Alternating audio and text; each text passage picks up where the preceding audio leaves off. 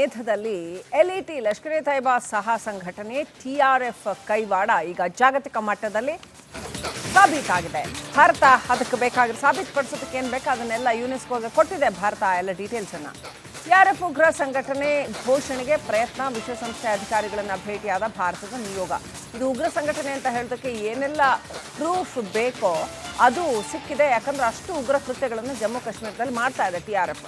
The resistant front ಮೂಲಕ ಮತ್ತೊಂದು ಮುಖಭಂಗನ ಪಾಕಿಸ್ತಾನಕ್ಕೆ ಅಂತ ಪಹಲ್ಗಾಂವ್ ನರಮೇಧದ ಹೊಣೆಯನ್ನು ಹೊತ್ತುಕೊಂಡಿದ್ದಂತಹ ಟಿಆರ್ಎಫ್ ಸಾಕ್ಷಿಗಳನ್ನು ವಿಶ್ವಸಂಸ್ಥೆಗೆ ಭಾರತ ಸಲ್ಲಿಸಿದೆ ಅಂತ. ರಂಜಿತ್, ನಮ್ಮ ಸಹೋದ್ಯೋಗಿ ರಂಜಿತ್ ಅಲ್ಲಿಂದ ನೇರ ಸಂಪರ್ಕದಲ್ಲಿದ್ದಾರೆ. ರಂಜಿತ್, ಲಷ್ಕರ್ ಎ ತೊಯ್ಬಾ ಹಿಂದಿನಿಂದಾನು ಹಿಜ್ಬುಲ್ ಮುಜಾಹಿದೀನ್, ಲಷ್ಕರ್ ಜೈಮ್ ಇವೆಲ್ಲವೂ ಕೂಡ ಕಾಶ್ಮೀರದಲ್ಲಿ ಈ ಥರದ ಆಕ್ಟಿವಿಟೀಸ್ನ ನಡ್ಕೊಂಡು ಬರ್ತಾ ಇದ್ದಂಥದ್ದು. ಇತ್ತೀಚೆಗೆ 2014 ನಂತರ ಅವುಗಳ ಬಾಲ ಕಟ್ ಮಾಡಲಾಯಿತು. ಈಗ ಟಿಆರ್ಎಫ್ ಅಂತ ಇನ್ನೊಂದು ಹೆಸರಲ್ಲಿ, ಒಂದಲ್ಲ ಇನ್ನೊಂದು ಹೆಸರು ಬದಲಾವಣೆ ಮಾಡಿಕೊಂಡು ರೆಸಿಸ್ಟೆನ್ಸ್ ಫ್ರಂಟ್ ಅಂತ ಬಂದಿದೆ. ಇದನ್ನು ಆಲ್ರೆಡಿ ಇಂಡಿಯಾ ಇದನ್ನು ಅನ್ಲಾಫುಲ್ ಆಕ್ಟಿವಿಟೀಸ್ ಅಂಡರಲ್ಲಿ ಇದು ಟೆರರಿಸ್ಟ್ ಆರ್ಗನೈಸೇಷನ್ ಅಂತ ಅನೌನ್ಸ್ ಮಾಡಾಗಿದೆ. ಅದರ ಮುಖ್ಯಸ್ಥ, ಅದರ ಫೌಂಡರ್ ಇದಾನಲ್ಲ, ಅವನನ್ನು ಕೂಡ ಹಿಡಿದು ಹೊಡೆದಾಕಬೇಕು ಅನ್ನೋ ಅಂಥ ಒಂದು ಆಗ್ರಹ ಕೇಳಿ ಬರ್ತಾ ಇದೆ. ರಂಜಿತ್, ಇದಕ್ಕೆ ಸ್ಥಳೀಯ ಸಪೋರ್ಟ್ ಎಷ್ಟರ ಮಟ್ಟಿಗಿದೆ? ಆಮೇಲೆ ಇದರ ಬಾಪ್ ಇದೆ ಅಲ್ಲ, ಇದರ ಅಪ್ಪನನ್ನ, ಇದರ ಬಾಪ್ನನ್ನ, ಎಲ್ಇಟಿಯನ್ನು ಹೊಡೆದು ಮುಗಿಸಿ ಆಗಿದೆ ಪಾಕಿಸ್ತಾನದಲ್ಲಿ. ಹಾಗಾಗಿ ಈಗ ರೆಸಿಸ್ಟೆನ್ಸ್ ಫ್ರಂಟ್ಗೆ ಬಲ ಇದೆಯಾ? ಅದ್ರ ಬೆನ್ಮೂಳೆ ಮುರಿದು ಹಾಕಿದೆ ಭಾರತ ಅಂತ ಅನ್ಕೋತೀನಿ ನಾನು.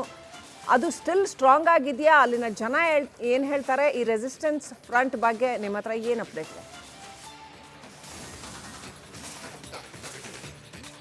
ನೋಡಿ ಶ್ರೀಲಕ್ಷ್ಮಿ, ಲಷ್ಕರ್ ಎ ತೊಯ್ಬಾ ಸಂಘಟನೆಯ ಒಂದು ಪಾರ್ಟ್ ದಿ ರೆಸಿಸ್ಟೆಂಟ್ ಫ್ರಂಟ್. ನಿನ್ನೆ ಅಲ್ಲ ಮೊನ್ನೆ ಹೊಡೆದಾಕ್ದಂಥ ಶೋಪಿಯಾನದ 3 ಜನ ಉಗ್ರರು ಕೂಡ ಇದೇ ರೆಸಿಸ್ಟೆಂಟ್ ಫ್ರಂಟ್ನ ಉಗ್ರರು ಅನ್ನೋದು ನಮಗೆ ಸಿಕ್ಕಂಥ ಮಾಹಿತಿ. ಪೆಹಲ್ಗಾಮ್ನಲ್ಲಿ ಆದಂಥ ಅಟ್ಯಾಕ್ ಇದೆಯಲ್ಲ, ಆ ಅಟ್ಯಾಕ್ನಲ್ಲೂ ಕೂಡ ಈ ರೆಸಿಸ್ಟೆಂಟ್ ಫ್ರಂಟ್ನ ಉಗ್ರರೇ ಆಗಿದ್ದಾರೆ ಅನ್ನೋದ್ರ ಬಗ್ಗೆ ಮಾಹಿತಿ ಲಭ್ಯ ಆಗಿದೆ. ಲಷ್ಕರ್ ಎ ತೊಯ್ಬಾ ಸಂಘಟನೆಯ ನೆಲೆಗಳನ್ನು ಅಥವಾ ಆ ಸಂಘಟನೆಯ ಬೇಸನ್ನು ನಾವು ಸಂಪೂರ್ಣವಾಗಿ ಕಿತ್ತು ಹಾಕ್ತಾ ಇದ್ದೀವಿ ನಿಧಾನವಾಗಿ. ಈಗ ಅದರ ಮತ್ತೊಂದು ಸಂಘಟನೆ ಅಥವಾ ರೆಸಿಸ್ಟೆಂಟ್ ಫ್ರಂಟ್, ಈ ಸಂಘಟನೆ ಈಗ ಭಾರತದಲ್ಲಿ ಗಡಿಯಲ್ಲಿ ಆಕ್ಟಿವ್ ಆಗಿದೆ ಅನ್ನೋದ್ರ ಬಗ್ಗೆ ಮಾಹಿತಿ ಇದೆ. ಇದರ ಮೂಲ ಉದ್ದೇಶ ಏನು ಅಂತ ಹೇಳಿದೆ, ಕಾಶ್ಮೀರದಲ್ಲಿ ಇರುವಂಥ ಕೆಲವು ಜಿಹಾದಿ ಮನಸ್ಥಿತಿಗಳನ್ನು ಇವರ ಜೊತೆಗೆ ಸೇರಿಸಿಕೊಂಡು ಕಾಶ್ಮೀರಿ ಸ್ಥಳೀಯರ ಸಹಕಾರವನ್ನು ಪಡೆದುಕೊಂಡು ಇವರು ವಿಧ್ವಂಸಕ ಕೃತ್ಯವನ್ನು ಮಾಡ್ತಾರೆ. ಇವರು ನೇರವಾಗಿ ನಾಗರಿಕರನ್ನು ಗುರಿಯಾಗಿಸಿಕೊಂಡು ದಾಳಿ ಮಾಡ್ತಾರೆ. ಈ ರೆಸಿಸ್ಟೆಂಟ್ ಫ್ರಂಟ್ ಏನು ಸಂಘಟನೆ ಇದೆ, ಈ ಸಂಘಟನೆಗೆ ಮುಖ್ಯವಾದಂಥ ಒಬ್ಬ ಮೇಜರ್ ಇರ್ತಾನಲ್ಲ, ಆತ ಪಾಕಿಸ್ತಾನದ ಒಬ್ಬ ಆರ್ಮಿ ಪರ್ಸನ್. ಈ ಪಹಲ್ಗಾಂವ್ ನರಮೇಧದಲ್ಲಿ ಎಲ್ಇಟಿ ಲಷ್ಕರ್ ಎ ತೈಬಾ ಸಹ ಸಂಘಟನೆ ಟಿಆರ್ಎಫ್ ಕೈವಾಡ ಈಗ ಜಾಗತಿಕ ಮಟ್ಟದಲ್ಲಿ ಸಾಬೀತಾಗಿದೆ. ಭಾರತ ಅದಕ್ಕೆ ಬೇಕಾಗಿರೋ ಸಾಬೀತುಪಡಿಸೋದಕ್ಕೆ ಏನು ಬೇಕು ಅದನ್ನೆಲ್ಲ ಯುನೆಸ್ಕೋಗೆ ಕೊಟ್ಟಿದೆ ಭಾರತ ಎಲ್ಲ ಡೀಟೇಲ್ಸ್ ಅನ್ನ. ಟಿಆರ್ಎಫ್ ಉಗ್ರ ಸಂಘಟನೆ ಘೋಷಣೆಗೆ ಪ್ರಯತ್ನ, ವಿಶ್ವಸಂಸ್ಥೆ ಅಧಿಕಾರಿಗಳನ್ನ ಭೇಟಿಯಾದ ಭಾರತದ ನಿಯೋಗ. ಇದು ಉಗ್ರ ಸಂಘಟನೆ ಅಂತ ಹೇಳೋದಕ್ಕೆ ಏನೆಲ್ಲ ಪ್ರೂಫ್ ಬೇಕೋ ಅದು ಸಿಕ್ಕಿದೆ. ಯಾಕಂದ್ರೆ ಅಷ್ಟು ಉಗ್ರ ಕೃತ್ಯಗಳನ್ನು ಜಮ್ಮು ಕಾಶ್ಮೀರದಲ್ಲಿ ಮಾಡ್ತಾ ಇದೆ ಟಿಆರ್ಎಫ್. ದಿ ರೆಸಿಸ್ಟೆಂಟ್ ಫ್ರಂಟ್ ಮೂಲಕ ಮತ್ತೊಂದು ಮುಖಭಂಗನ ಪಾಕಿಸ್ತಾನಕ್ಕೆ ಅಂತ ಪಹಲ್ಗಾಂವ್ ನರಮೇಧದ ಹೊಣೆಯನ್ನು ಹೊತ್ತುಕೊಂಡಿದ್ದಂತಹ ಟಿಆರ್ಎಫ್ ಸಾಕ್ಷಿಗಳನ್ನು ವಿಶ್ವಸಂಸ್ಥೆಗೆ ಭಾರತ ಸಲ್ಲಿಸಿದೆ ಅಂತ. ರಂಜಿತ್, ನಮ್ಮ ಸಹೋದ್ಯೋಗಿ ರಂಜಿತ್ ಅಲ್ಲಿಂದ ನೇರ ಸಂಪರ್ಕದಲ್ಲಿದ್ದಾರೆ. ರಂಜಿತ್, ಲಷ್ಕರ್ ಎ ತೊಯ್ಬಾ ಹಿಂದಿನಿಂದಾನು ಹಿಜ್ಬುಲ್ ಮುಜಾಹಿದೀನ್, ಲಷ್ಕರ್ ಜೈಮ್ ಇವೆಲ್ಲವೂ ಕೂಡ ಕಾಶ್ಮೀರದಲ್ಲಿ ಈ ಥರದ ಆಕ್ಟಿವಿಟೀಸ್ನ ನಡ್ಕೊಂಡು ಬರ್ತಾ ಇದ್ದಂಥದ್ದು. ಇತ್ತೀಚೆಗೆ 2014 ನಂತರ ಅವುಗಳ ಬಾಲ ಕಟ್ ಮಾಡಲಾಯಿತು. ಈಗ ಟಿಆರ್ಎಫ್ ಅಂತ ಇನ್ನೊಂದು ಹೆಸರಲ್ಲಿ, ಒಂದಲ್ಲ ಇನ್ನೊಂದು ಹೆಸರು ಬದಲಾವಣೆ ಮಾಡಿಕೊಂಡು ರೆಸಿಸ್ಟೆನ್ಸ್ ಫ್ರಂಟ್ ಅಂತ ಬಂದಿದೆ. ಇದನ್ನು ಆಲ್ರೆಡಿ ಇಂಡಿಯಾ ಇದನ್ನು ಅನ್ಲಾಫುಲ್ ಆಕ್ಟಿವಿಟೀಸ್ ಅಂಡರಲ್ಲಿ ಇದು ಟೆರರಿಸ್ಟ್ ಆರ್ಗನೈಸೇಷನ್ ಅಂತ ಅನೌನ್ಸ್ ಮಾಡಾಗಿದೆ. ಅದರ ಮುಖ್ಯಸ್ಥ, ಅದರ ಫೌಂಡರ್ ಇದಾನಲ್ಲ, ಅವನನ್ನು ಕೂಡ ಹಿಡಿದು ಹೊಡೆದಾಕಬೇಕು ಅನ್ನೋ ಅಂಥ ಒಂದು ಆಗ್ರಹ ಕೇಳಿ ಬರ್ತಾ ಇದೆ. ರಂಜಿತ್, ಇದಕ್ಕೆ ಸ್ಥಳೀಯ ಸಪೋರ್ಟ್ ಎಷ್ಟರ ಮಟ್ಟಿಗಿದೆ? ಆಮೇಲೆ ಇದರ ಬಾಪ್ ಇದೆ ಅಲ್ಲ, ಇದರ ಅಪ್ಪನನ್ನ, ಇದರ ಬಾಪ್ನನ್ನ, ಎಲ್ಇಟಿಯನ್ನು ಹೊಡೆದು ಮುಗಿಸಿ ಆಗಿದೆ ಪಾಕಿಸ್ತಾನದಲ್ಲಿ. ಹಾಗಾಗಿ ಈಗ ರೆಸಿಸ್ಟೆನ್ಸ್ ಫ್ರಂಟ್ಗೆ ಬಲ ಇದೆಯಾ? ಅದ್ರ ಬೆನ್ಮೂಳೆ ಮುರಿದು ಹಾಕಿದೆ ಭಾರತ ಅಂತ ಅನ್ಕೋತೀನಿ ನಾನು. ಅದು ಸ್ಟಿಲ್ ಸ್ಟ್ರಾಂಗ್ ಆಗಿದೆಯಾ? ಅಲ್ಲಿನ ಜನ ಏನು ಹೇಳ್ತಾರೆ ಈ ರೆಸಿಸ್ಟೆನ್ಸ್ ಫ್ರಂಟ್ ಬಗ್ಗೆ? ನಿಮ್ಮ ಹತ್ರ ಏನು ಅಪ್ಡೇಟ್ ಇದೆ? ನೋಡಿ ಶ್ರೀಲಕ್ಷ್ಮಿ, ಲಷ್ಕರ್ ಎ ತೊಯ್ಬಾ ಸಂಘಟನೆಯ ಒಂದು ಪಾರ್ಟ್ ದಿ ರೆಸಿಸ್ಟೆಂಟ್ ಫ್ರಂಟ್. ನಿನ್ನೆ ಅಲ್ಲ ಮೊನ್ನೆ ಹೊಡೆದಾಕ್ದಂಥ ಶೋಪಿಯಾನದ 3 ಜನ ಉಗ್ರರು ಕೂಡ ಇದೇ ರೆಸಿಸ್ಟೆಂಟ್ ಫ್ರಂಟ್ನ ಉಗ್ರರು ಅನ್ನೋದು ನಮಗೆ ಸಿಕ್ಕಂಥ ಮಾಹಿತಿ. ಪೆಹಲ್ಗಾಮ್ನಲ್ಲಿ ಆದಂಥ ಅಟ್ಯಾಕ್ ಇದೆಯಲ್ಲ, ಆ ಅಟ್ಯಾಕ್ನಲ್ಲೂ ಕೂಡ ಈ ರೆಸಿಸ್ಟೆಂಟ್ ಫ್ರಂಟ್ನ ಉಗ್ರರೇ ಆಗಿದ್ದಾರೆ ಅನ್ನೋದ್ರ ಬಗ್ಗೆ ಮಾಹಿತಿ ಲಭ್ಯ ಆಗಿದೆ. ಲಷ್ಕರ್ ಎ ತೊಯ್ಬಾ ಸಂಘಟನೆಯ ನೆಲೆಗಳನ್ನು ಅಥವಾ ಆ ಸಂಘಟನೆಯ ಬೇಸನ್ನು ನಾವು ಸಂಪೂರ್ಣವಾಗಿ ಕಿತ್ತು ಹಾಕ್ತಾ ಇದ್ದೀವಿ ನಿಧಾನವಾಗಿ. ಈಗ ಅದರ ಮತ್ತೊಂದು ಸಂಘಟನೆ ಅಥವಾ ರೆಸಿಸ್ಟೆಂಟ್ ಫ್ರಂಟ್, ಈ ಸಂಘಟನೆ ಈಗ ಭಾರತದಲ್ಲಿ ಗಡಿಯಲ್ಲಿ ಆಕ್ಟಿವ್ ಆಗಿದೆ ಅನ್ನೋದ್ರ ಬಗ್ಗೆ ಮಾಹಿತಿ ಇದೆ.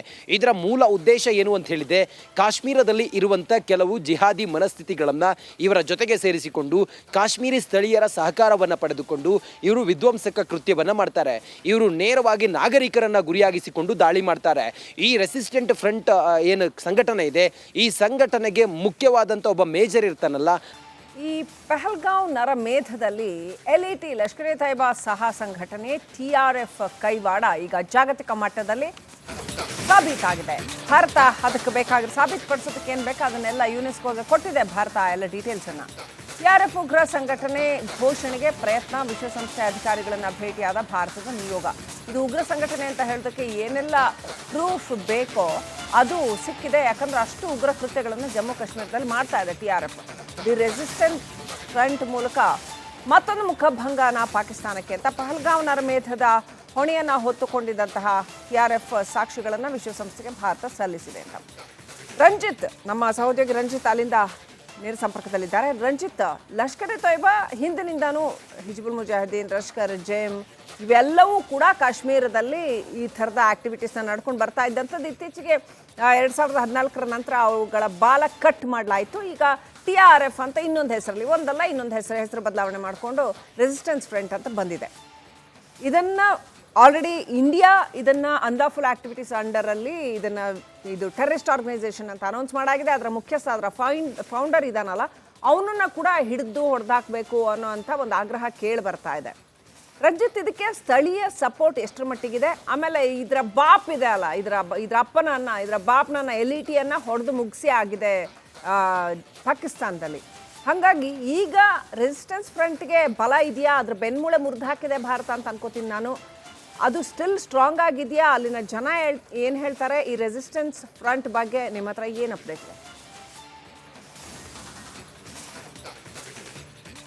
ನೋಡಿ ಶ್ರೀಲಕ್ಷ್ಮಿ, ಲಷ್ಕರ್ ಎ ತೊಯ್ಬಾ ಸಂಘಟನೆಯ ಒಂದು ಪಾರ್ಟ್ ದಿ ರೆಸಿಸ್ಟೆಂಟ್ ಫ್ರಂಟ್ ನಿನ್ನೆ ಅಲ್ಲ ಮೊನ್ನೆ ಹೊಡೆದಾಕ್ದಂಥ ಶೋಪಿಯಾನದ 3 ಜನ ಉಗ್ರರು ಕೂಡ ಇದೇ ರೆಸಿಸ್ಟೆಂಟ್ ಫ್ರಂಟ್ನ ಉಗ್ರರು ಅನ್ನೋದು ನಮಗೆ ಸಿಕ್ಕಂಥ ಮಾಹಿತಿ.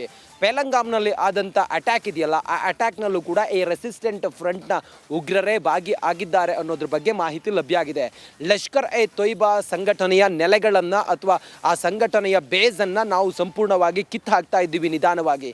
ಈಗ ಅದರ ಮತ್ತೊಂದು ಸಂಘಟನೆ ಅಥವಾ ರೆಸಿಸ್ಟೆಂಟ್ ಫ್ರಂಟ್, ಈ ಸಂಘಟನೆ ಈಗ ಭಾರತದಲ್ಲಿ ಗಡಿಯಲ್ಲಿ ಆಕ್ಟಿವ್ ಆಗಿದೆ ಅನ್ನೋದ್ರ ಬಗ್ಗೆ ಮಾಹಿತಿ ಇದೆ. ಇದರ ಮೂಲ ಉದ್ದೇಶ ಏನು ಅಂತ ಹೇಳಿದೆ, ಕಾಶ್ಮೀರದಲ್ಲಿ ಇರುವಂಥ ಕೆಲವು ಜಿಹಾದಿ ಮನಸ್ಥಿತಿಗಳನ್ನು ಇವರ ಜೊತೆಗೆ ಸೇರಿಸಿಕೊಂಡು ಕಾಶ್ಮೀರಿ ಸ್ಥಳೀಯರ ಸಹಕಾರವನ್ನು ಪಡೆದುಕೊಂಡು ಇವರು ವಿಧ್ವಂಸಕ ಕೃತ್ಯವನ್ನು ಮಾಡ್ತಾರೆ. ಇವರು ನೇರವಾಗಿ ನಾಗರಿಕರನ್ನು ಗುರಿಯಾಗಿಸಿಕೊಂಡು ದಾಳಿ ಮಾಡ್ತಾರೆ. ಈ ರೆಸಿಸ್ಟೆಂಟ್ ಫ್ರಂಟ್ ಏನು ಸಂಘಟನೆ